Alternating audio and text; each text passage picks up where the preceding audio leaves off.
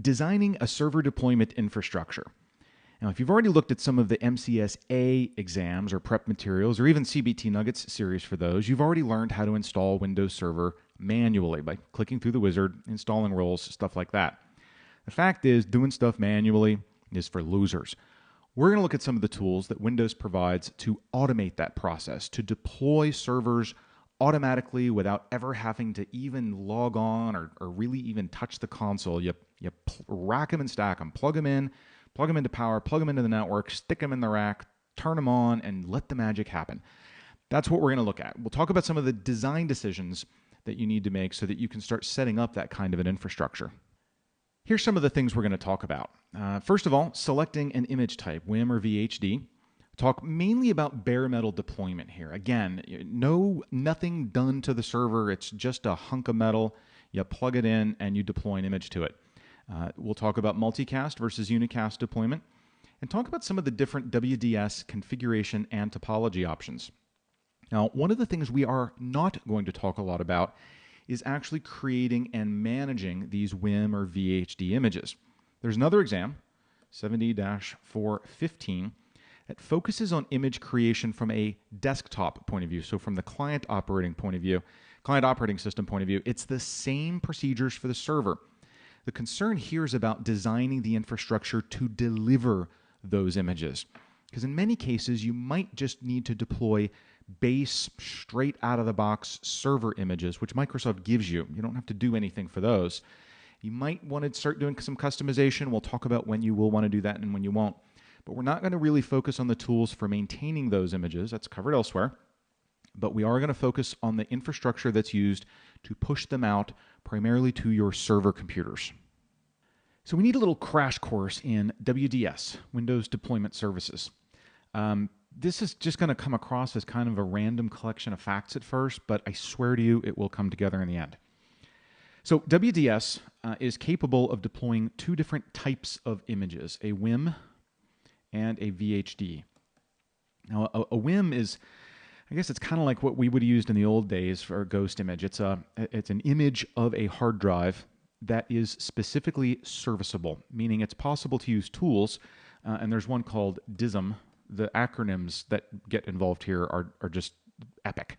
So it's possible to actually service that image, which means you're going to build the image off of whatever current version of the operating system you have, but over time there's going to be patches, you're going to change and update your applications. You can service that image directly. You don't have to install it on a machine, update that machine, and then image that machine. The image is directly serviceable. Now VHDs, of course, are virtual hard drives. We tend to think of VHDs as being a way that we would deploy a virtual machine, which you obviously can do. But keep in mind that since Windows 7, we've had the ability to boot client computers from a local VHD image. So rather than using their hard drive as a hard drive, they use this VHD as a hard drive. So even if you're not using it for virtual client computers or virtual servers, VHD is still a legitimate deployment mechanism. Now, we are not going to spend a lot of time talking about the client deployment aspects of Windows deployment services. We are going to be focusing primarily on using it to deploy server operating systems. And that means there's a lot of WDS features that we can kind of ignore because they're not really applicable to servers. But in any event, when you're using WDS, you really have two images that you're going to work with, particularly if you're going down the WIM route. The first image is your boot image. Now, this is a tiny, tiny, tiny little version of the operating system running WinPE, so pre-installation or Windows pre-execution environment. It's a tiny, itty-bitty little copy of Windows. And the reason you build this image is because it's very easy to transmit this tiny little thing across the network. So it's designed for bare metal installations, either of a physical server or a virtual machine. Now keep in mind, a virtual machine doesn't know it's a virtual machine. It thinks it's a real computer. So what happens is these things boot. They use a technology called PXE, pre-execution environment. This is built into the firmware, either of the virtual machine or the physical machine. It goes out, gets a DHCP address. One of the DHCP scope options tells it, hey, here's a PXE server. And the server's firmware, the guts of it, the BIOS, is smart enough to go contact that PXE server, which is actually WDS, ask for a boot image. Hey, I don't have an operating system installed. Can I have something to boot with? This tiny little boot image gets deployed to the computer. It boots from that image, literally reading it over the network. And then it's smart enough that boot image, this WinPE, actually takes care of installing Windows. And so that's the second image you build, is your install image. And that's the actual copy of Windows Server 2012 or whatever it is that you want to deploy. So your WDS will typically have a boot image, and it might have different ones because this WinPE has a lot of scripting capabilities and everything else. So you might have different ones for different deployment scenarios. And then you're going to definitely have multiple install images for the different types of servers that you want to install. Now, WDS deploys in one of two different modes. Full WDS, which includes everything, and transport, which only includes a subset of the WDS services. Now, when you install the full WDS, you have two modes, Active Directory Integrated and Standalone, which means there's no dependency on Active Directory. So assuming that you go down the Active Directory route, this needs Active Directory, it needs a DHCP server, ideally a Microsoft DHCP server. But if not, you can use any DHCP server so long as you're willing to manually add some things to it, and we'll talk about what those are. It also needs DNS in the environment. Just the raw transport, on the other hand, if you just install that subset, it has no dependencies. Now, if you go with the full deployment, that includes your Pixie server. Transport server does not. You have to have a Pixie provider. In other words, it's capable of transmitting the Pixie image across the network, but it's not capable of storing the image. So you're going to have that somewhere. So that's your boot images. Now for your install images, the full RDS includes an image server.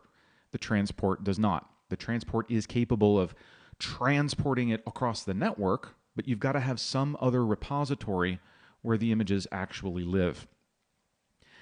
The full deployment supports two different kinds of transmission of images across the network. Unicasting, which means the image is sent over the network to a single machine, and multicasting, wherein the image is put on the network as a single stream of packets that multiple machines are listening to.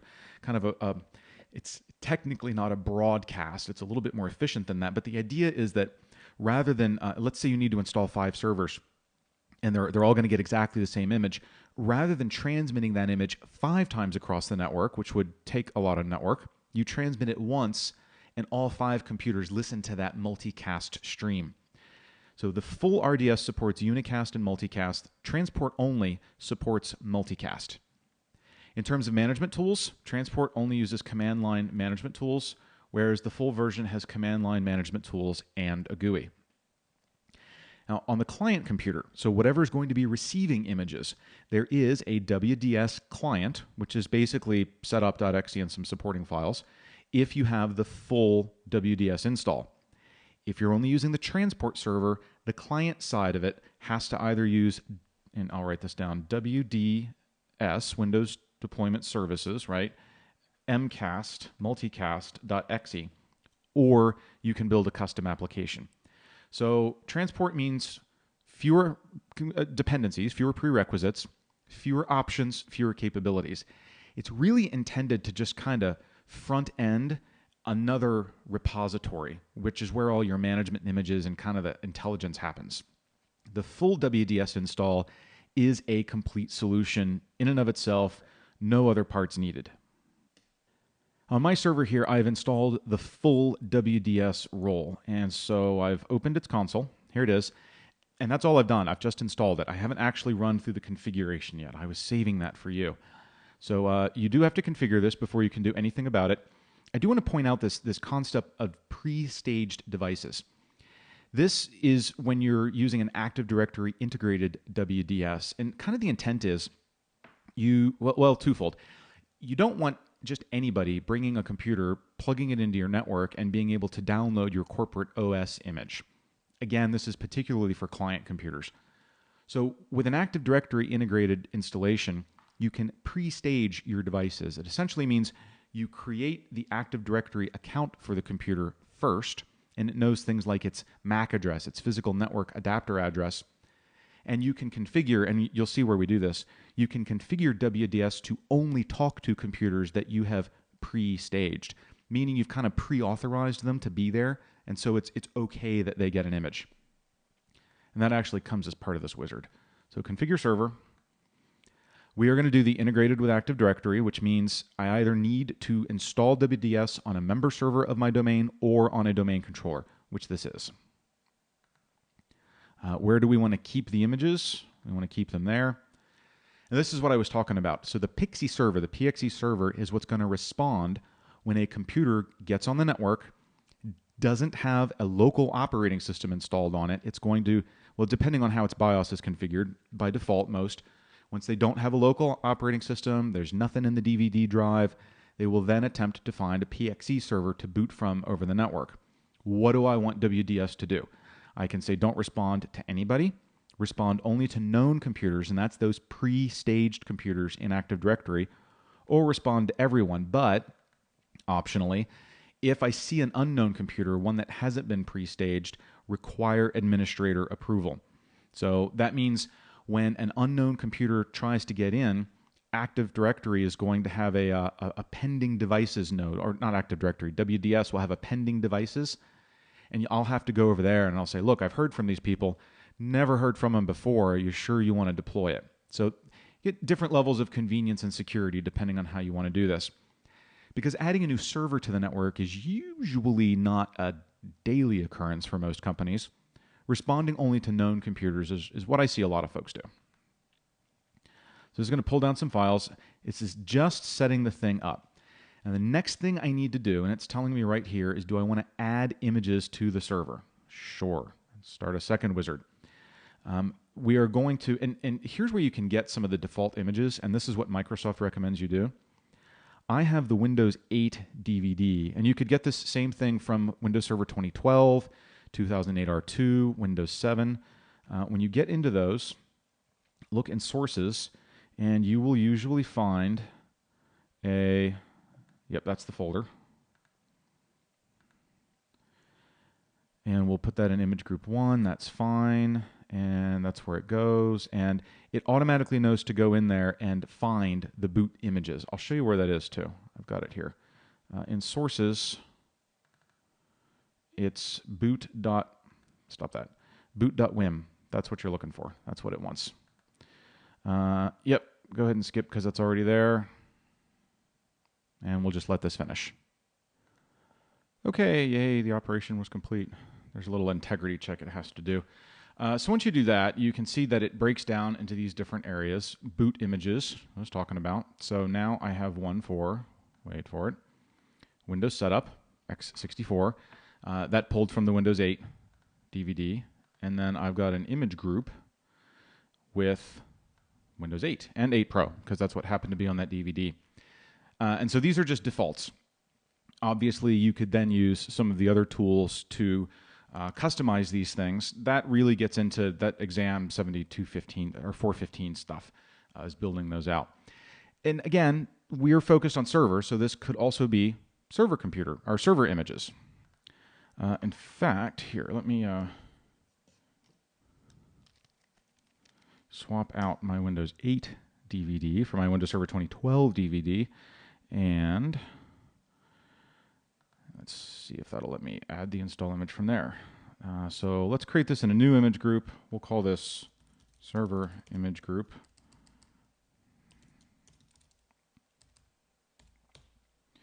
And it's going to come from that same location.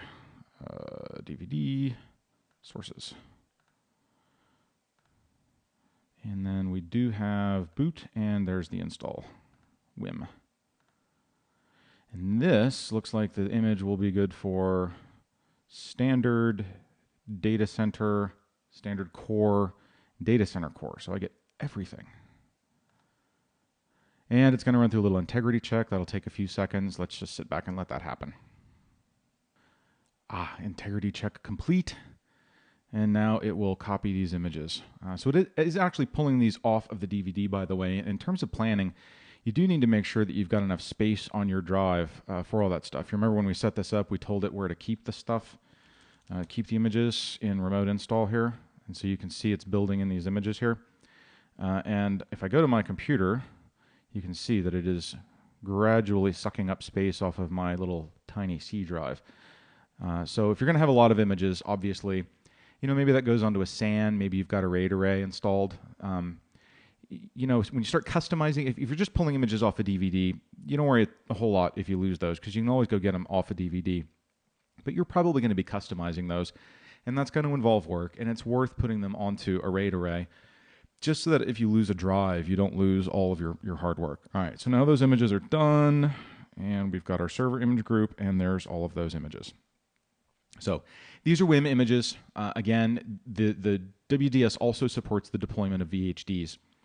I want to point something out here. WDS is mainly for deploying bare metal images, meaning you have a totally blank machine. If you are dealing with virtual machines, you might not want to use WDS at all. And a lot of our servers nowadays are virtualized. You might instead want to deploy those using Virtual Machine Manager, System Center Virtual Machine Manager.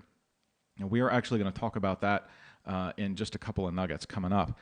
So it kind of has its own way of building templates out and building VHD images and everything else. A little bit more sophisticated, a little bit more designed for server. Whereas WDS really has a lot of its strength geared over toward client computers. Not that it can't do servers, it just kind of treats them as client computers. So it kind of depends on how sophisticated you want to get. Once we start looking at the VMM side and you see how it's really more about deploying services, even ones that involve multiple servers as a unit, you might decide that that's better for you. But now that we've gotten this thing configured, you can see that I've also got my pending devices folder. Obviously don't have any in here. I can check out my current multicast transmissions. You can create driver packages in here so that if you've got lots of different hardware in your network, all the drivers can be centrally located so that they can be easily deployed and so forth. So this WDS stuff is pretty cool once you get it to this level and you start building and servicing those images and creating standardized images that you can then push out. There is sort of a workload balance. I know companies that will have massive image repositories.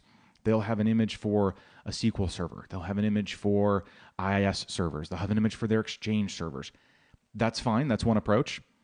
The downside of that approach is that every single time a patch comes out, you have to go service all those images and put the patches on, or accept the fact that you're deploying an unpatched image and simply know that one of the first things your new servers are going to have to do is spend a few hours downloading patches from Windows Server Update services, for example.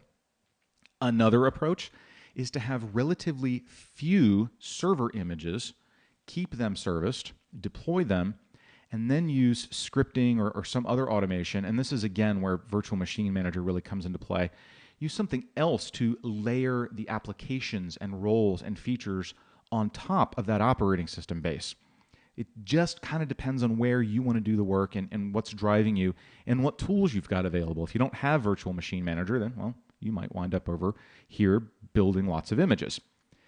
A downside of WDS is that it really is only about deploying thick images, meaning it's pushing out an image that has everything. It's the whole OS, and if you've put apps and stuff on it, then it's all of those too.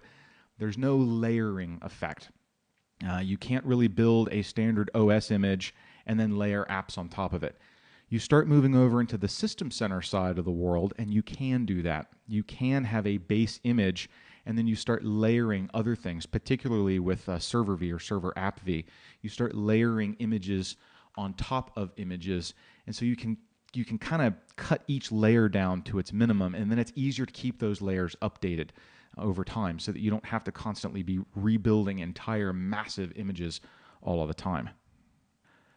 Quick note, because earlier I mentioned it, if you're using non-Microsoft DHCP, so with a Microsoft DHCP server, WDS's configuration is capable of setting itself up properly. If you're using non-Microsoft DHCP, then you've got to do a couple of things. First of all, if it is going to be installed on the same computer as WDS, it needs to be configured to not listen on port 67. And you have to use your DHCP tools to add an option. Option number is 60 to all of your DHCP scopes. DHCP option 60 is what tells it where to find whatever. And this is UDP 67, by the way. Option 60 is what tells it where to find your Pixie. So there are some scenarios, particularly those where you're running a DHCP server on the same thing, that do not support adding a custom DHCP option 60 on the same physical computer as the Windows Deployment Services server. Now, if that's possible, you can sometimes configure the server to bind UDP port 67 in non-exclusive mode, and you're gonna really have to dig into it because it's gonna depend entirely on the software you've got. If you can do this with Microsoft DHCP, it's a lot easier. If you can't, and you can easily create option 60 and have your DHCP server not listen on 67, then things will go well. Beyond that, you're really going to have to dive into your documentation because you're kind of off the Microsoft reservation at that point. So let's say you've gotten all of your images set up, however you choose to do that, and you're ready to start plugging in servers. So you plug them in and nothing happens. Well, a couple of things you have to do first. Let's start by setting up a multicast transmission. Let's call this Server Core 2012 Standard because that's what it's going to deploy. Really, the only thing that's hooked up to this is the image you want to use. And where is my Server Standard Core? So you hook up the image you want to use and decide how this is going to start. So the default here is AutoCast. And that means when a client boots up, it's going to Pixie boot. It's going to grab a boot image, and then that boot image is going to help it do the rest of the stuff. That boot image is essentially the multicast client. So it's going to hit the WDS server and say, I'm ready for my image. This will allow the multicast to start automatically.